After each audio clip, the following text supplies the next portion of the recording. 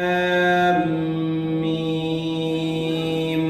ذلك الكتاب لا ريب فيه هدى للمتقين الذين يؤمنون بالغيب ويقيمون الصلاة ومما رزقناهم ينفقون والذين يؤمنون بما أنزل إليك وما أنزل من قبلك وبالآخرة هم يوقنون أولئك على هدى من ربهم وأولئك هم المفلحون.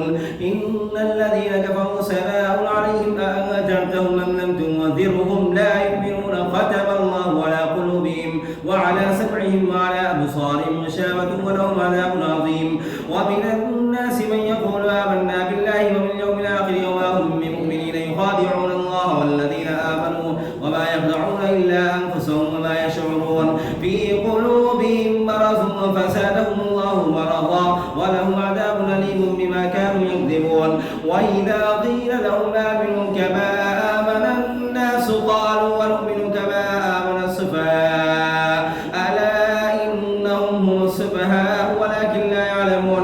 وإذا لقوا الذين آمنوا قالوا آمنا وإذا خلوا إلى شياطينهم قالوا إنا معكم إنما نحن مستهزئون. الله يستهزئ بهم ويمدهم في طغيانهم يعمهون. أولئك الذين شروا الضلالة بالهدى فضار بحق تجارتهم وما كانوا مهتدين. مثلهم كمثل الذي استوقد نارا فلما أضاءت ما حوله ذهب الله بنورهم وتركهم في ظلمات لا يبصرون. صم بكم عمي فهم لا يرجعون.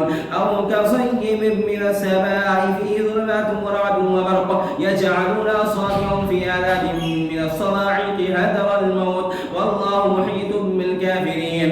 يكاد البرق يخطف أبصارهم كلما أضاء لهم مشوا فيه وإذا أظلم عليهم قالوا ولو شاء الله لذهب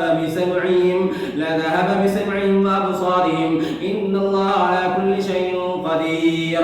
يا أيها الناس اعبدوا ربكم الذي خلقكم والذين من قبلكم لعلكم تتقون الذي جعل لكم الأرض فراشا والسماء بناء وأنزل من السماء ماء فأخرج به من الثمرات رزقا لكم فلا تجعلوا لله أندادا وأنتم تعلمون.